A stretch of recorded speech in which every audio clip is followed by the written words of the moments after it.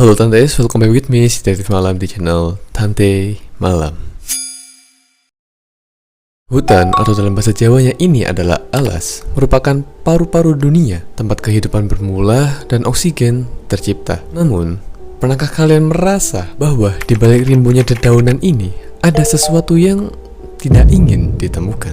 Sesuatu yang telah ada jauh sebelum kita mengenal kata peradaban. Jawa Tengah, sebuah provinsi yang menyimpan sejuta pesona.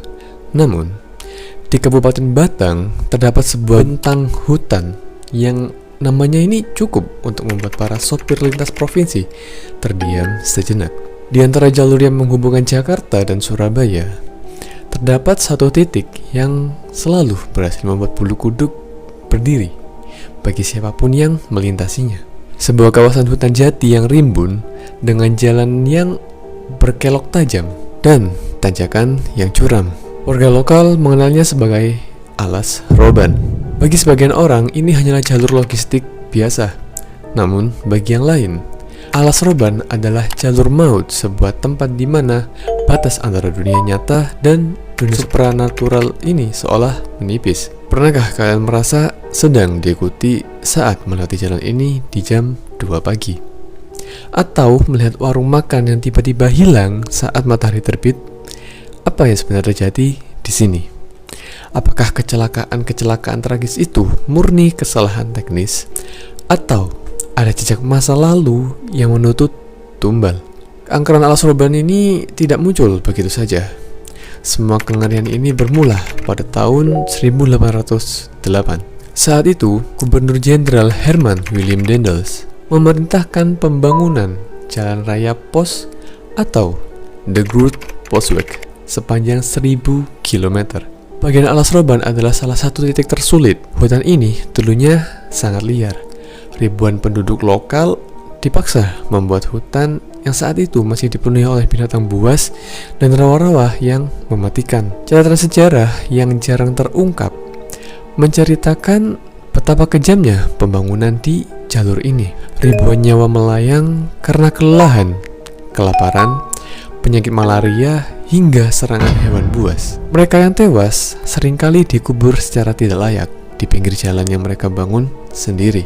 Inilah yang menjadi fondasi pertama Alas Roban, sebuah jalan yang dibangun di atas tulang belulang manusia. Sekarang kita coba melompat ke tahun 1980-an, yang dimana Alas Roban ini kembali menjadi pusat perhatian nasional.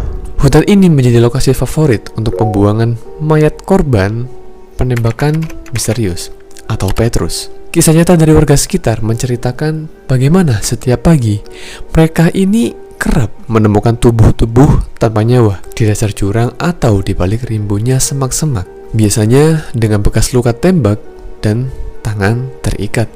Alas Roban sebenarnya memiliki 3 jalur utama. Yang pertama adalah jalur lama atau jalur asli peninggalan Daendels, yang kini hanya dilalui kendaraan kecil dan sepeda motor. Jalur ini paling sempit dan paling gelap dan dianggap paling wingit atau angker. Kedua adalah jalur baru atau jalur selatan yang dibangun sekitar tahun 1990-an untuk memecah kemacetan. Dan yang ketiga adalah jalur lingkar yang lebih lebar, biasanya digunakan oleh truk dan bus besar. Meskipun sudah ada perbaikan infrastruktur, reputasi Alas Roban sebagai jalur tengkorak tetap tidak luntur. Kondisi geografisnya yang ekstrim, tanjakan curam seperti tanjakan Plelen dan tikungan tajam seringkali membuat kendaraan mengalami remblong atau gagal menanjak. Fakta teknis ini seringkali bersinggungan dengan pengalaman mistis para sopir truk yang melintas di tengah malam hari. Banyak kisah nyata yang dialami oleh para pelintas. Salah satu yang paling terkenal adalah kisah tentang warung gaib, yang mana banyak pengendara yang sudah lelah yang merasa mampir ke warung ramai di pinggir hutan untuk makan gitu. Namun saat mereka tersadar, mereka sebenarnya sedang berada di tepi jurang atau di tengah semak belukar yang tak terjamah manusia. Apakah itu hanya halusinasi akibat kelelahan atau memang ada dimensi lain yang terbuka di sana? Lalu, ada fenomena penumpang misterius. Tak sedikit sopir bus atau pengemudi pribadi yang merasa kendaraannya ini tiba-tiba menjadi sangat berat, seolah mereka ini mengangkut beban bertonton. Ada pula laporan tentang sosok wanita berbaju merah atau kakek tua yang menyeberang jalan secara tiba-tiba, yang menyebabkan pengemudi ini membanting setir secara mendadak. Jika kita bertanya pada pakar keselamatan jalan, kecelakaan di Alas Roban ini disebabkan oleh kelelahan pengemudi dan kondisi kendaraan yang tidak prima menghadapi medan berat. Kurangnya penerangan jalan di beberapa titik juga menjadi faktor utama.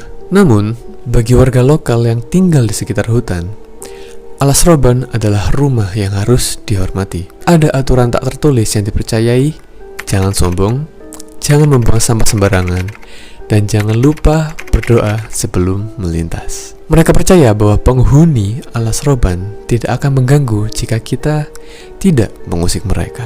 Alas Roban adalah pengingat bagi kita semua, pengingat akan sejarah kelam pembangunan negeri ini, pengingat akan keganasan alam, dan pengingat akan keterbatasan manusia di hadapan Sang Pencipta. Entah itu karena gangguan gaib atau sekadar kelalaian manusia. Satu hal yang pasti, Alas Roban menuntut kewaspadaan penuh saat kita melintas di sini nanti. Pastikan fisik kita sehat, kendaraan kita prima, dan hati kita tenang. Karena di balik rimbunnya pohon jati itu tersimpan ribuan cerita yang mungkin tidak akan pernah benar-benar kita pahami. Baik Tentais, mungkin itu saja untuk video kita hari ini. Jika ada dari kalian yang pernah melewati Alas Roban ini, coba ceritakan kisah kalian di kolom komentar video ini. Dan jangan lupa untuk like, komen, dan subscribe channel ini supaya dapat lebih berkembang ke depannya. Dan kalian juga boleh share channel ini ke teman, keluarga, pasangan, atau mantan kalian jika mereka menyukai channel yang membahas tentang kisah, misteri, horor, dan lainnya.